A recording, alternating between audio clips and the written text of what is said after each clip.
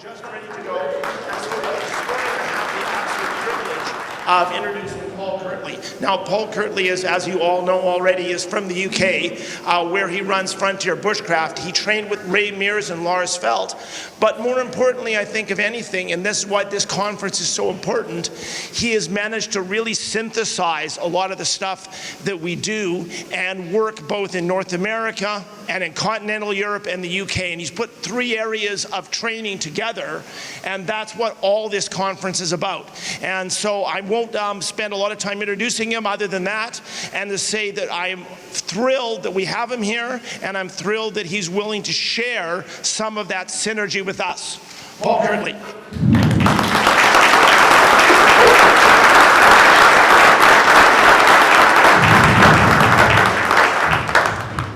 Morning, everyone.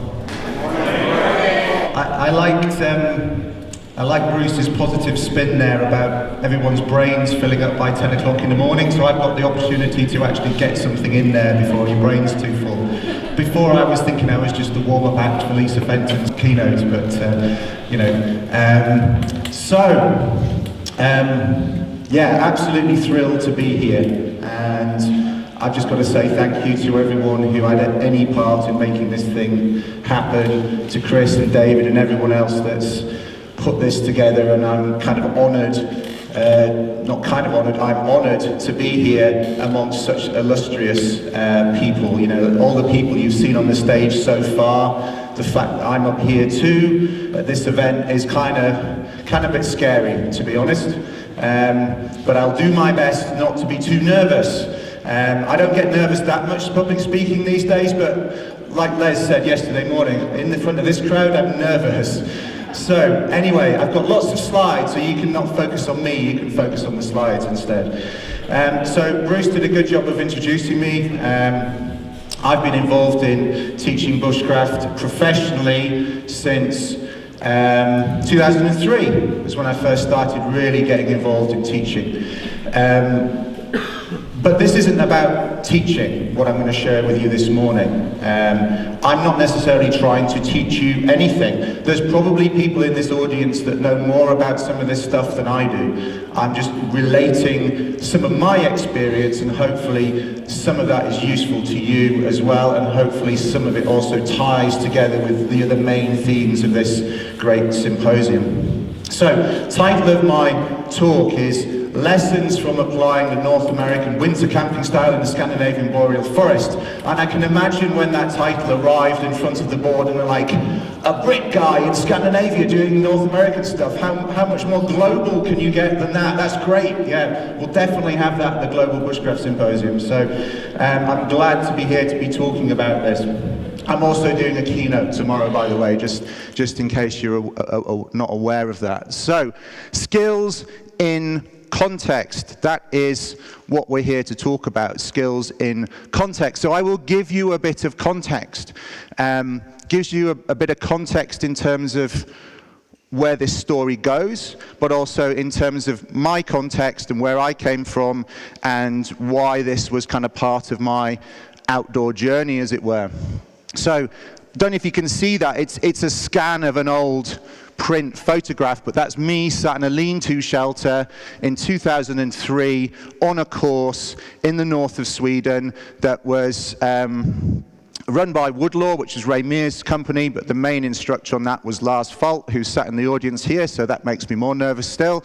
And that course was about skills for the boreal forest in the kind of Scandinavian style in a lot of ways. You know, we were on wooden skis in the forest. We're using the kind of kota or lavu style tent teepees as we all kind of know them now. Moskaselkatten, I think they were called back then. Good rebranding to tent teepee, I think, for most people. We always struggle to pronounce the old name. But we were, learning about this style of outdoor life, both in terms of heated tents, cold tents, quinsies, natural shelters. We were trapping, and Lars was the main instructor on that, and it was an absolute privilege to learn from Lars. He hadn't been rolling in the snow there, he'd just got off a snow machine, that's why he's got a bit of snow on him. Yeah, but I was also learning from Ray Mears, and actually, kind of as a result of this course, on the way home from that course, I was on the same flight as Ray. I was in the airport with Ray at Stockholm waiting for the connection flight back to the UK, and it was at that point that Ray came over to me and said, actually, do you fancy coming and assisting on some courses in the UK? So at that was a kind of juncture, that was a key juncture for me in terms of having done that course, and I'd done a bunch of other courses with Woodlaw, with Ray Mears before that. That was the point at which I started to become more involved with teaching, but that was back in the UK. It wasn't sort of winter skills in the north of Sweden at that point.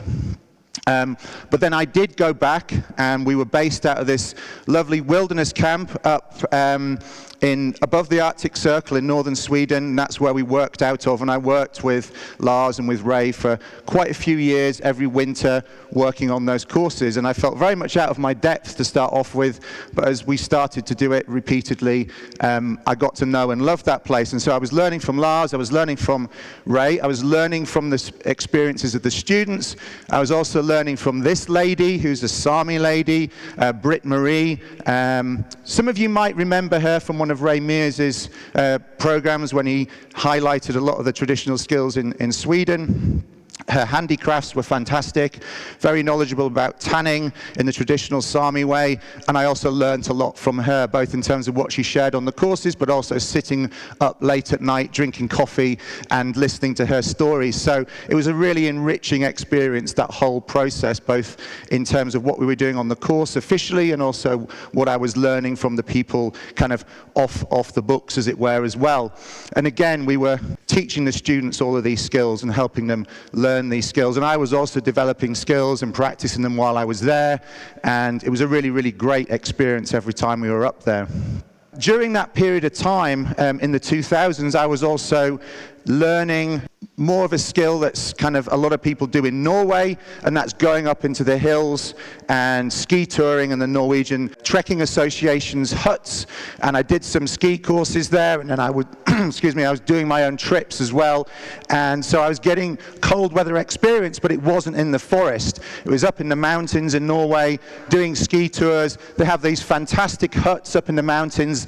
They tend to be typically about 20 to 30 kilometers apart, and you can do tours between them. But of course, you've got to be equipped in between each of those huts. You might get lost, you might get stranded, the weather might close in, so you have to be prepared for very bad weather.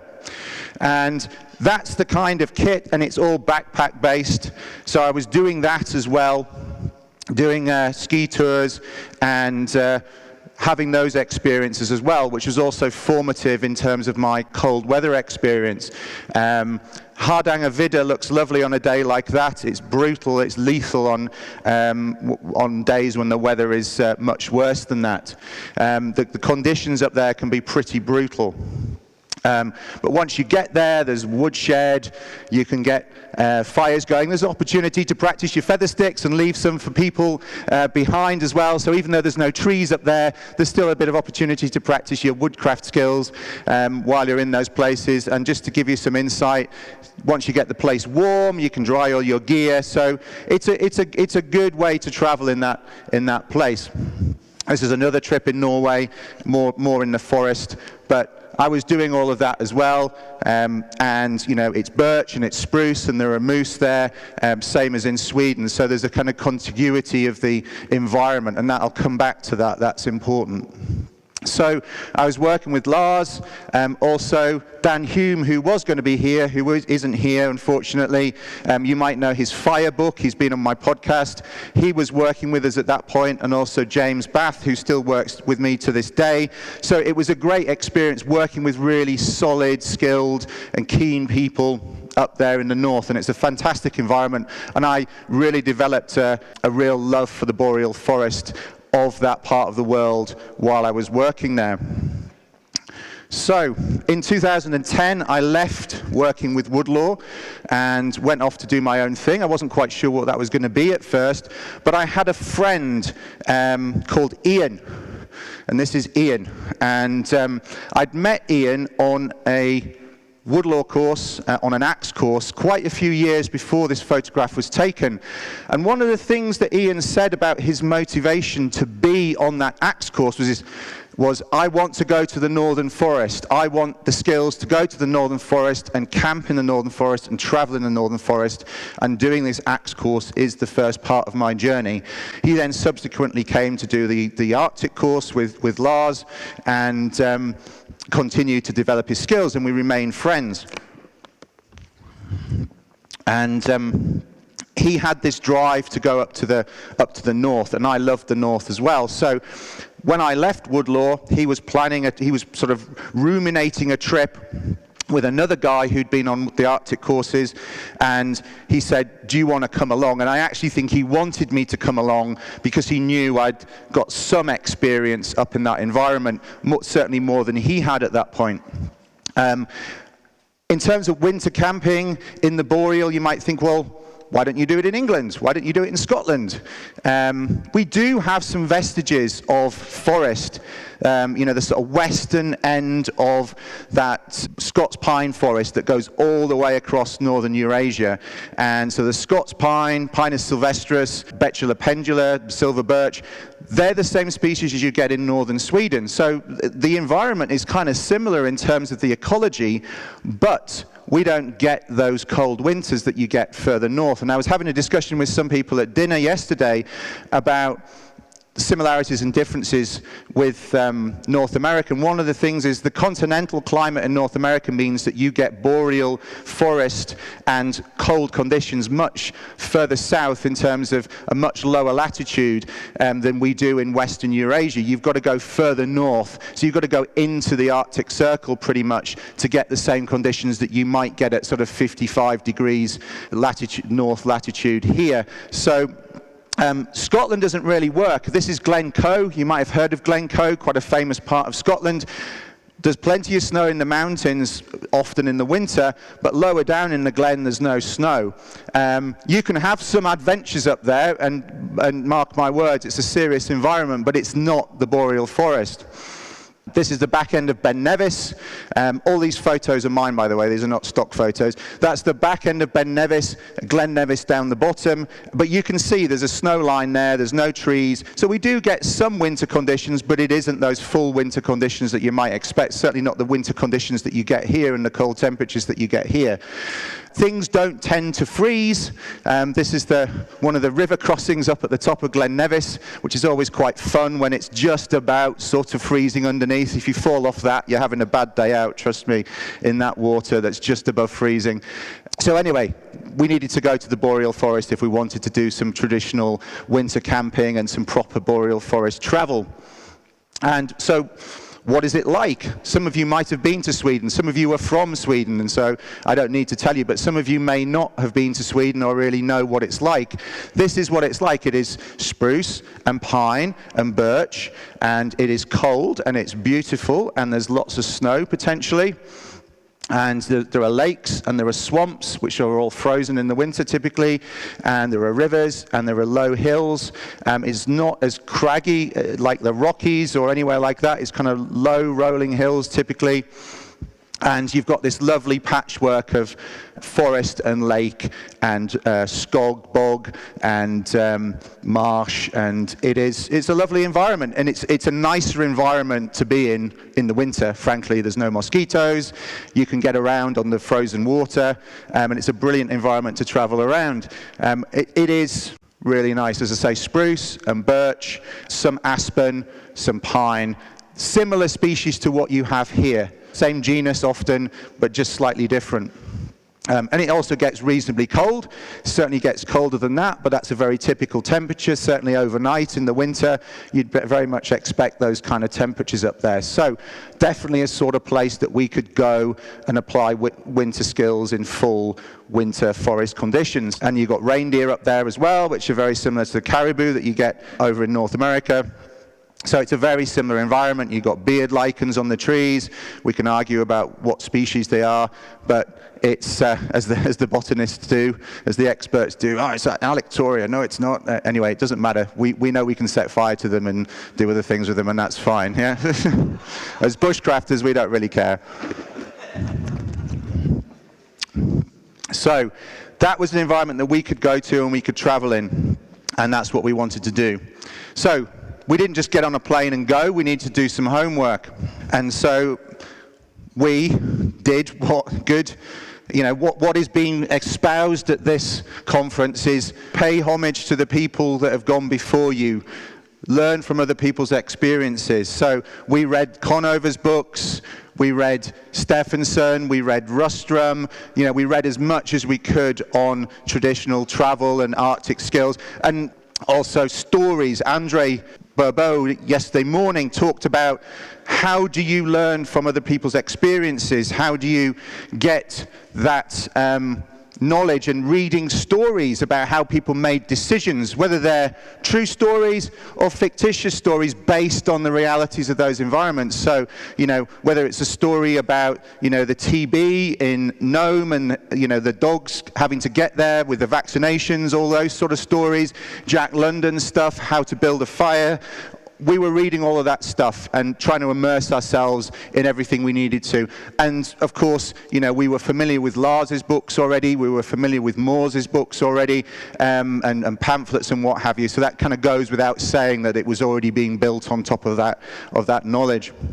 And we also tried to understand the traditional methods. This is a picture of a Cree toboggan that I took in the Royal Ontario Museum in Toronto. So we're trying to learn as much as we can about these skills and this knowledge and want to do things right before we even go. Then, of course, we need to research what's available in terms of equipment now, so snow trekker tents, Ojibwa-style snowshoes, Black River sleds, and et cetera, et cetera. And we had to source all of that stuff from North America, get it shipped over to the UK, get familiar with it, learn how to put it all together. Then we had to pack it all up, put it in a big trunk, put it in a big case that we called the Ark. And the scene at the end of Raiders of the Lost Ark where they take that big box into that massive warehouse and put it on the shelf. We had a big box like that to put our sleds that rolled up and our tents and stove and axes and all the heavy stuff. And then one of the guys who was coming with us, Stuart, his father-in-law had a shipping company, so he was able to get it road shipped to northern Sweden for us. So it went out quite a few weeks ahead of us, and it was there waiting for us when we got there. And that kept the cost down, but it meant that we had all of our gear there that we were familiar with and that we could then use in that environment. So we should also mention that we're building on a familiar foundation. The tent may be different to what we've used before. We might be using snowshoes where we used skis before. We might be using toboggans where we used pulks before. But we were building on a foundation of familiarity in terms of our other equipment and our clothing. So in terms of things that we were used to using in that environment, in terms of sourcing materials, in terms of, this is where the bushcraft comes in terms of using axes and saws and shovels and using the snow and the wood and the resources there. We were already familiar with doing that. In terms of our personal equipment and organizing our personal equipment, we had good experience of doing that, and particularly myself, having worked up there quite a lot, because we went right back to the area that I was familiar with, having worked with Lars and Ray in that area. All of these things that we were familiar with and we were using. So it was the camping style that was a bit different and the equipment, but the other things, so we were layering on to what we already knew. And again, that's important. So, but then we were also building experience. We weren't being cocky. So what we did was we went right back to the camp that we used to use on those courses. We rented one of the little cabins there, and we based ourselves there for a few days to familiarize ourselves with the equipment in that environment. So we didn't just go straight out into the woods. What we did was we got on our snowshoes and we're like, how far can we walk in a day on snowshoes? And we just went out without the toboggans, walked out, came back again.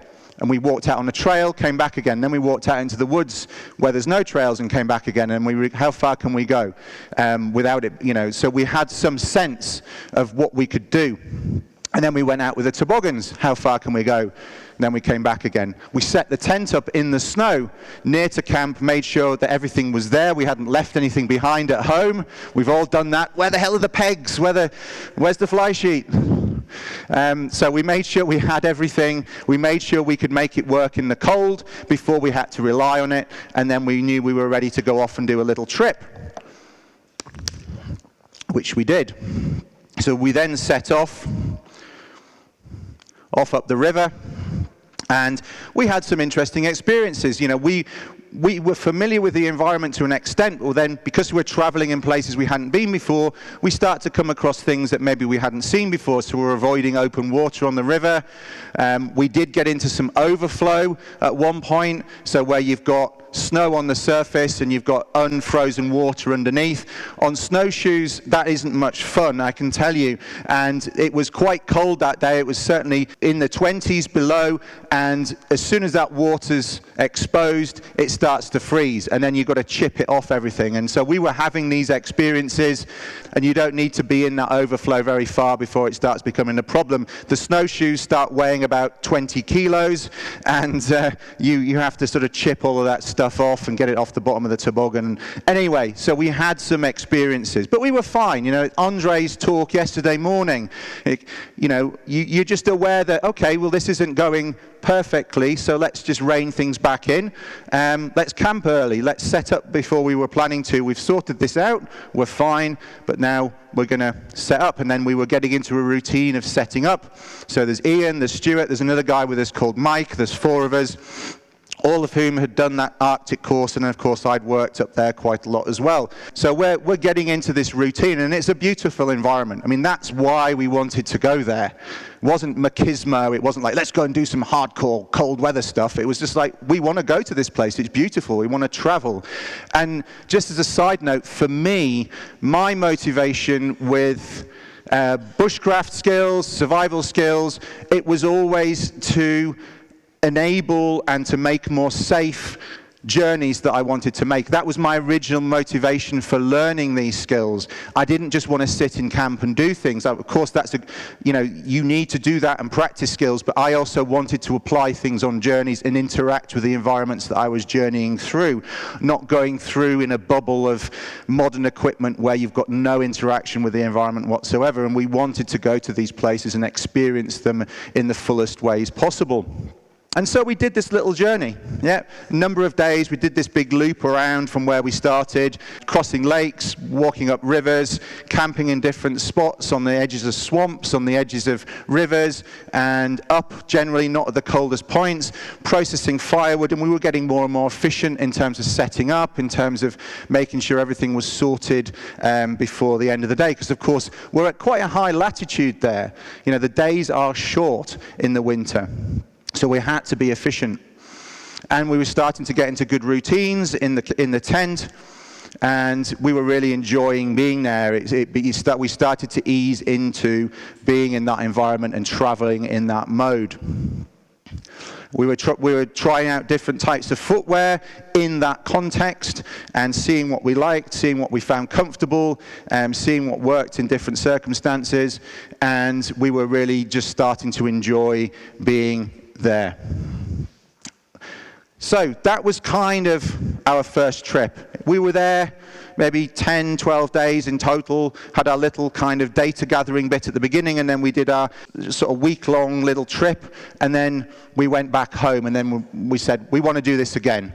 So that was back in 2011, and then over subsequent years we've gone back to that environment multiple times. Sometimes we've just camped in the same spot for a week and we've worked on other boreal forest skills before moving off to go somewhere else to do some ice fishing or something.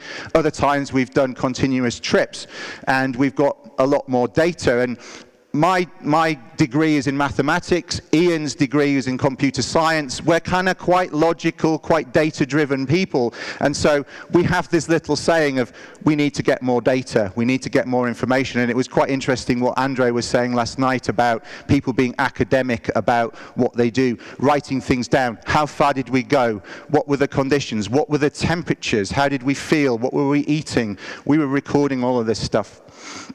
And so we went back and we camped and we did this. Multiple years, different places, different temperatures, slightly different times a year, sometimes sort of quite early in February, sometimes early in March, etc., getting these different experiences. And as I say, it's a beautiful environment to travel through. It didn't always all go swimmingly. Mike was notoriously bad at managing the stove, but we did learn from some experiences like the wind blowing over the end of the chimney, and then I was talking to Don the other day, he was saying to me, I always take an extra piece to put on the top of the chimney. We learned that the hard way, yeah, by setting up the tent with the chimney going off that way, the wind's drawing nicely, the wind shifts around at night, and then you've got wind blowing down the end of the chimney and filling the tent with smoke in the morning. So we learned the hard way to have something that we could adjust on the top of the chimney and making sure it was drawing properly.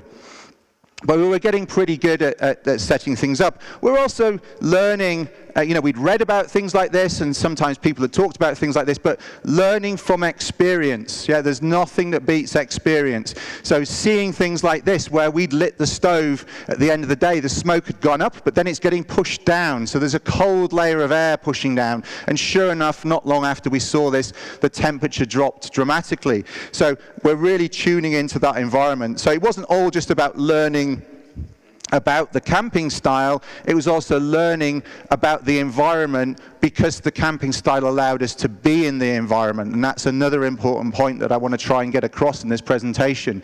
A lot of these things facilitate our being in a particular environment and our existing. We're not surviving, we are enjoying being in that environment. We're not struggling and waiting to get home. And we can learn about the environment. There are other lessons to learn. We know this in theory. Synthetic clothing and hot stoves don't go together. But Stuart found out that the hard way with one of his jackets, and it was like a momentary touch on the stove in the tent, melted the sleeve of his jacket. So lots of learning, lots more data, but we were developing systems. We were getting efficient. Stuart is an airline pilot, so he's very much about systems. Ian, as I say, was a computer scientist. He's a sports psychologist now, and I've always been quite sort of logical and data-driven as well. So we were definitely learning, and we like to systematize things and make things efficient. And so we were getting quite organized in our tent. We had a good system that we all understood where everything is, how it all works, where it all goes, and we hardly needed to talk to each other when we set the tent up and set things up. We just had a system. We each had a little line to hang things on with pegs on. We just had everything down in a way that it wasn't a hassle. And we were organized, and we were enjoying those environments. We had everything numbered. We knew where everything was. What you don't want to be doing in the cold is faffing around. To coin a British term. We don't like faff. We don't want to mess around and be like, where's this, where's that, what bag did I put it in? It's cold. It's hard enough to keep your hands warm, etc. Anyway, so one thing, if I was going to leave you with one thing, is be organized in that environment. And that carries back to more benign environments. When you go to places like this, where it sharpens up how you do everything, that tends to rub off on how you do things when the conditions are more benign, when you're in more temperate environments as well. It certainly felt like it was sharpening up all of our campcraft, all of our bushcraft as well, being efficient with an axe in the cold, etc., etc. And as I say, we had a good system, making tent platforms and setting things up, and we tried various ways of mounting the stove, and this way we found worked really well if you were staying for a number of days, because then even if the snow melted underneath, you've got the runners at the bottom spanning the whole tent. The underneath can go a bit soft, but the stove doesn't drop. But then also you can lift the stove off the top and empty out the ash without having to remove everything from underneath the tent. So we were playing with all of these things and fine-tuning the details for ourselves and being really organized.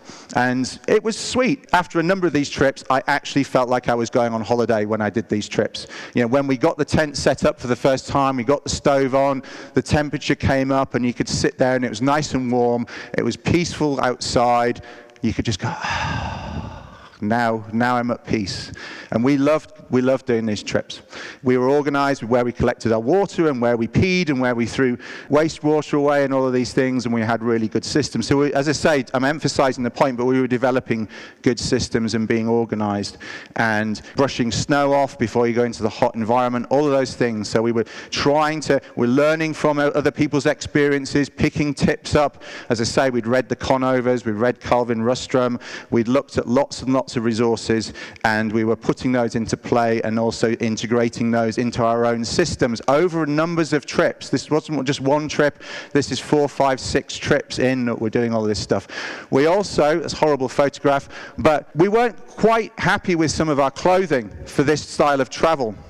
And the Conovers had this style of anorak, and I'm not sure if they I have to say, I'm honest, I'm not sure if they invented it or whether they borrowed it from other people, but Ian took a basic kind of design. He got a lady who lives near to where he is, a Gurkha lady, because he lives near a garrison, a Gurkha lady who does lots of sewing to make up from one of the kind of similar to the Conover patterns, a jacket. We tested that over a number of years, made some adjustments to it, and then we approached a company called Snow Sled, who unfortunately don't make Ventile clothing anymore, but they were making Ventile clothing at this point, really good Ventile clothing. You know, Ranulph Fiennes had used their stuff to go to the South Pole, etc. You know, a lot of people had used this stuff, and we went to Snow Sled and said, can you make us this jacket? So we'd kind of come up with a jacket that we wanted based on this other jacket that we'd been trying, lots of adjustments to the way the pockets worked, etc. And we asked them to make it, and they made it. And they made it with furs that Ian had sourced in Jokkmokk Sami market, and we had these smocks made up, and they were great. They were just what we wanted. So we were taking what we'd learned from other people, we were putting in features that worked for us, you know, whether it was just little tie-offs for compass in the pocket inside, getting to the pockets from the inside as well as the outside, being able to get layers on and off inside the jackets, all those sorts of things. We made some adjustments to how all this stuff worked up at the top, and we ended up with a garment that we wanted. But we hadn't designed that in 2011, kind of going, I'm sat in our bedrooms going, oh, well, this might work, that'll be nice. What we did was we took somebody else's basic idea, we adopted it, we adapted it, we tested it, and then we made something that worked for us. So we integrated it into our practice. And it was interesting hearing Dave Westcott yesterday talking, when we were talking about blankets, talking about going away and really working at stuff and understanding it, and before you do anything with it, but certainly before you start trying to teach it to other people. And so we were trying to integrate what we'd learned with our own experiences and come up with things that worked for us.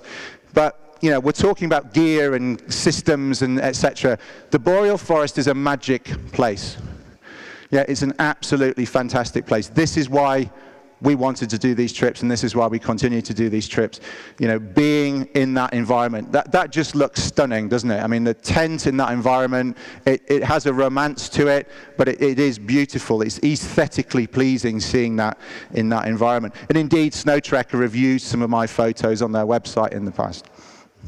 That's not showing very well there, but if you're familiar with Kevin Callan's winter camping book, yeah, that's the front cover. Yeah, it's one of my photographs, and it's from northern Sweden. Yeah. Aurora, you can't really see it very well on the slide there, but the Northern Lights, again, you know, I could look at the Northern Lights every night for the rest of my life, I think, and I wouldn't cease to wonder. You know, you look up at the sky, you know, you've got this crystal clear sky, the stars, and you've got this aurora, and it just makes you feel small. It makes you understand your place in the universe a little bit better, I think. And yeah, it's quite, I sort of hesitate to say a spiritual experience, but there's a really deep experience there in this particular environment for me, I have to say, which is why I wanted to talk about it.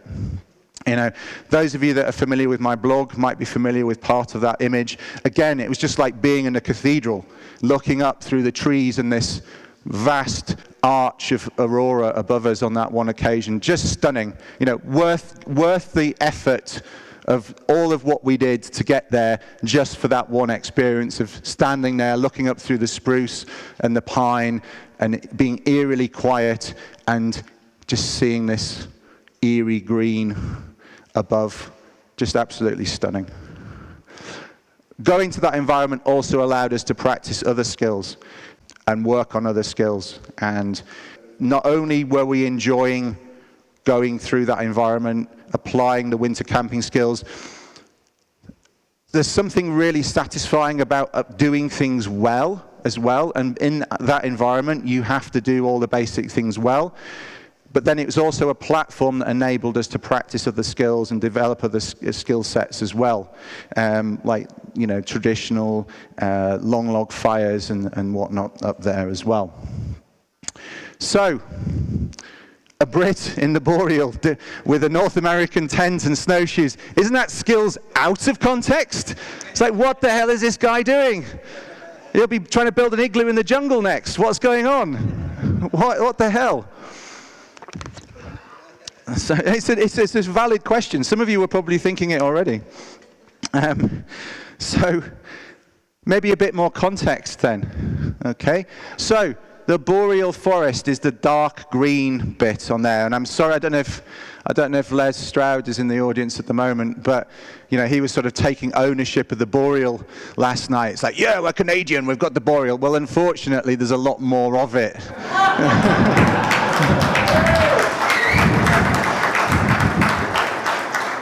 The biggest bit's in Russia.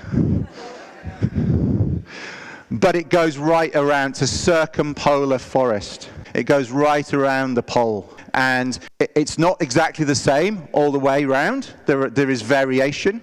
And there is now a move to sort of look at and to sort of separate the boreal out into slightly different segments in terms of how far north you are and whether you're on a sort of tundra taiga interface or whether you're on a sort of northern parklands, northern temperate boreal interface, or whether you're somewhere in between. So people are starting, you know, the ecologists are starting to sort of strip it in, but it's still all boreal forest all the way around. The UK, the top of Scotland is at the bottom there at 6 o'clock, and Sweden and Norway and northern Scandinavia and Finland, they're off just up to the right of that. So that's where we were going in that bit there, just northeast of where we live. But then you've got that whole massive band through Eurasia, and of course you've got that massive band through North America right across the top. So the boreal is a big place. And I hadn't just been there in winter. I'd done hiking trips in northern Sweden in the late summer and the early fall, and fall lasts about 3 days there, it seems. You kind of go from summer to winter very quickly. But being in that environment at different times of the year, I've also done fly-in trips in the boreal in Canada, in Ontario, in Manitoba, and so I was starting to see the similarities and the differences there for myself anecdotally. Blood Vein River is a river that some of you know I've done a number of times with customers. Really fantastic river that goes across the border from Ontario into Manitoba, and that's a stunning environment. I love that environment at that time of year as well. It's September. The other thing about this environment that you start to notice is that there are commonalities right around. So cattail, the cattail that you guys get here is the same cattail that we get in the UK. It's the same cattail that you get, you know, the Tifa latifolia. It's very widespread. It's the same species right around. Also, some poo, some moose poo. But did I take that in Sweden or did I take that in Canada? It's a Swedish knife, I know, but don't let that throw you. You can't really tell because you get moose in both places. Yeah. The poo was in Sweden, the moose there is in Canada. I doubt it was the same moose, okay? Not an international jet-setting moose, I don't think. Although Rocky and Bullwinkle, yeah, maybe, yeah. But I was also kind of getting deep into learning more about the ecology. For me, going to these environments and understanding them deeply is very important. And for me, the heart of bushcraft is a real understanding of the trees and the plants and the animals and the fungi, and learning as much as I possibly can about them. So, you know, reading J. David Henry's book on the boreal forest, reading other books on the boreal forest, and understanding the similarities and the differences in different places. And one of the things I learned was about vicarious species. So I'll give you a quick example. In northern Sweden, you've got Scots pine, you've got Norway spruce, you've got silver birch, and you've got some European aspen. Yeah, you come across to this part of the world and you start getting black spruce, jack pine, trembling aspen, paper birch. Yeah, they're very similar species. They're in the same respective genuses, the genera, and they take up similar ecological niches. And I find this kind of fascinating. It's the same but different environment. And from bushcraft perspective, a lot of the uses are exactly the same. So you start getting this sort of economy of scale of learning in one environment and going to another environment and seeing the crossovers as well as some of the subtle differences around the margins. Like, you can't make birch bark canoes out of silver birch because the bark doesn't come off in great big lovely strips like it does with paper birch, for example. But in terms of burning it, in terms of stripping it up and making baskets or shoes, or using the leaves for various uses, or using it for kindling, or using the wood for carving, etc., it's all very, very similar. So I kind of get fascinated and I go sort of quite deep into understanding the environments that I'm traveling in. So translating this skill set to Canada, if we got it right, we should be able to bring it home. So in 2018, we came over to Canada and we did a trip in Woodland Caribou, Ontario. And that all worked fine. So we applied our navigation skills, we explored an area, we went out and camped, and we're using very similar equipment that we hired from the outfitter there. And we were familiar with it because we've been using it for many years, or very similar tents, very similar. Those are the Lure of the North toboggans, which are excellent. Snow Trekker tents that we were very familiar with, and we were applying that same skill set back closer to where those things originated. And we're also using our experience to avoid, remember what Andre was saying and other people were talking about, prevention. Yeah, it's about using your skill set to prevent issues, so avoiding overflow, avoiding weak ice, avoiding areas of open water, and understanding where those things occur. And we were applying that skill set in an environment that we hadn't been in, but we'd been in very similar environments before, and I'd been in that environment in the summer months as well. And it is stunning. It's equally stunning. Yeah, so can't give it all to the Swedes. Yeah, the sky in Canada is equally stunning. You can't quite see that as well as the photograph comes out, but a mass of stars and aurora, and it's just, yeah, that's my church. Yeah, I'm not a particularly religious person. My mother's an Anglican priest. I'm not a particularly religious person, but it hasn't rubbed off. But that's kind of my church. That just does something to me. So, some of you are probably thinking, when can I come and do a trip with you? Yeah, you've got Frontier Bushcraft. Do you do trips? No. None of that's commercial. None of that is Frontier Bushcraft stuff. Yes, I've written blogs. Yes, I might have done little bits and pieces of video while I was in those environments, of skills that I was already familiar with and I've been using for 10 years or more. But in terms of the winter camping stuff and that traveling stuff, I was very much a student of that stuff in that period that we were doing this. Yeah, and I still am. Yeah, and what a lot of the grandees at this symposium have said is, don't just learn things superficially. Yeah, don't just learn things for 5 minutes and then go off and teach other people them. Yeah, you can see how much attention we've paid to this skill set and this way of travel. Yeah, and I still don't feel like I'm qualified to take other people and teach them it. Yeah, I'm still learning a lot, and that's a message that I wanted to come across from this. It's like, get really good at stuff before you start teaching it to other people, because they will get much more out of it as well at that point. Yeah, and you're being authentic and you're being honest. Yeah, and that's hard to do. Yeah, because there isn't a ton of money in this industry. Yeah, unless you do the sellout TV thing, perhaps. Yeah, yeah, we had that conversation yesterday.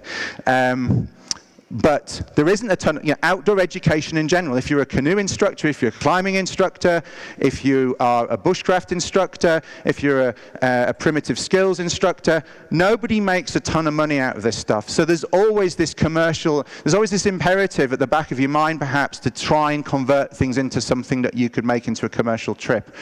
And I've very much resisted doing that here. And I did the same with canoeing. I had canoed for years and years and years and years and years before we started doing any canoe trips at Frontier Bushcraft. And then when I did start doing canoe trips at Frontier Bushcraft, I worked with Ray Goodwin, who is one of the top authorities on canoeing and canoe coaching and canoe education in the UK. Some people have described him as the British Bill Mason. Yeah, I don't think he is. I find him too irritating as an individual. No, I'm joking. But Ray is a very technical paddler and a very experienced paddler. But even though I was a good canoeist, I still worked with Ray to develop our trips, and I still work with Ray now, because at the end of the day, it's about providing quality to people. So I'm not doing that yet. But I've got a wealth of experience there for myself, and I'm comfortable in that environment. And I'll talk a bit more tomorrow about documentation versus instruction, because it comes into the whole YouTube debate as well, about whether or not, are you sharing your experiences? Are you just documenting what you're doing, like a blog or a vlog? Or are you trying to teach people stuff? And I think we need to, if we are sharing material online based on what we're doing, we also need to think very carefully about the message that we're putting across. Are you trying to teach? And I think that's one of the problems with some of the YouTube stuff, is that they're not clear about whether they're trying to teach you things or whether they're just trying to show you what they're up to. And I don't think they're always clear about, in their own minds, about what they're doing. But I'll talk more about that in my keynote tomorrow. I'll touch on that in my keynote, which is tomorrow morning at 10:45, I believe, Thursday. So I look forward to seeing some of you there. But that brings me to an end of that presentation. Thank you for your attention.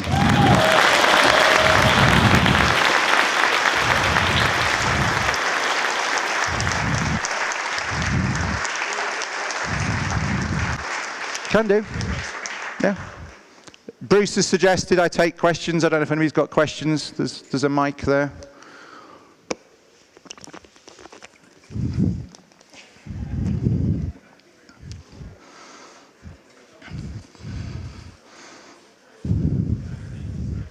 Hello? Hello. Hey, you had a slide about that you were trying out different types of shoes in that environment and boots. What did you find worked the best?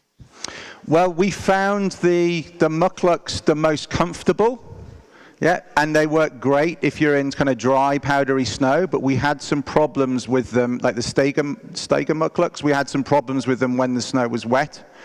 And also, if we went anywhere near overflow on the rivers or the lakes, they were a problem. Yeah? And so in some years when there was a lot of snow, you get a lot of pressure down on the ice and you get water coming up and there's a huge amount of insulation. They just weren't good in those conditions because there's just like 15 centimeters of water. And so that's why the boots with the rubber feet, like the Sorels or the Lundhags or similar, they worked much better in those conditions.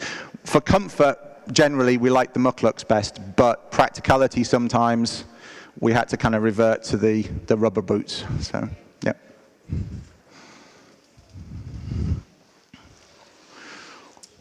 I was wondering, when you were traveling through Sweden in winter, I've been there, it's daylight for 5 hours, I think.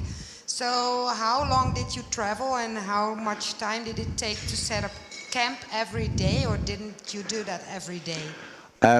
Good question. So on the first trip, we experimented with that, and what we found was that unless we got up long before dawn and got the stove on and breakfast on and started to pack everything down so that we were just getting the toboggans loaded as it was getting light, it wasn't worth moving.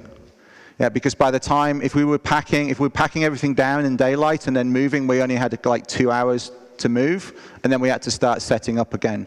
We did get to the point where we could pretty much set everything up in the dark, And so the first thing that we would do was go and get some firewood, because that was the hardest thing to do in the dark, go and find some decent firewood. So we'd trample out the platform, let it so that it could freeze or start to freeze, and then we'd go and get firewood. And then we could still be setting up everything else in the dark, but it's a very short period. So you'd have to be getting up long before it got light. You'd have to be efficient in moving, and then the latest you can leave it is maybe about half an hour before it gets dark.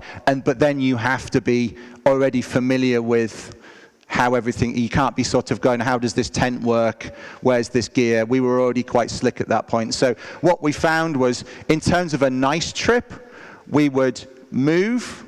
Like, we would do that, we'd get up super early, we'd be moving, we'd move quite hard, and then we'd set up somewhere else, and then we'd stay there for a few days. So maybe go to a lake, do some ice fishing for a few days, because, you know, you can get established, you get plenty of firewood in, and then you can start doing other things. You know, so the times that we practiced other skills, for example, we were more static for a number of days, because the first day you get there, the first night you don't do anything, the next day you get fully established with all the firewood and all the resources organized, and then you can use that as a base to do other things. So yeah, you have a very limited window to move otherwise. Yeah. Welcome.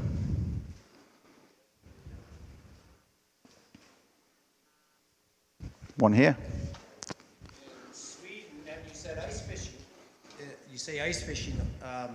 What's the ice fishing like over there, right? So here, if you're in northern Saskatchewan, you almost can't not catch fish. Yeah. Is it similar there, or is it hard and hit and miss? It's a bit hit and miss. So on some of the lakes you're going for pike, and that's quite hit and miss, and it needs to be baited. So you're like taking little frozen bait. On the rivers, Lars taught us to catch burbot, which is like a freshwater cod, and you can catch that quite successfully sometimes as well. But it's variable. It is. But you tend to leave night lines there.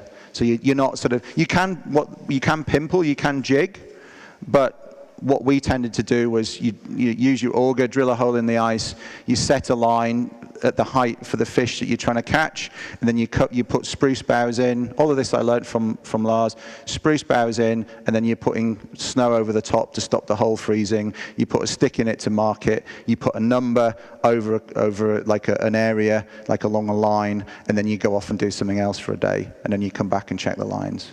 And that tends to be quite efficient in terms of use of your time then. You're not just sort of sat there trying to catch something. Augers or chisels? Augers, yeah. And we've got these little portable augers, like sort of the telescope out, so they're quite compact, and you can easily get them on the toboggan. So, Mora, I think they are, yeah, Mora. Good Swedish augers.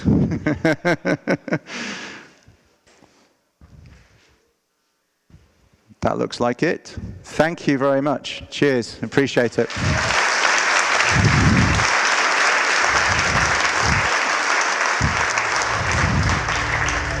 Thank you.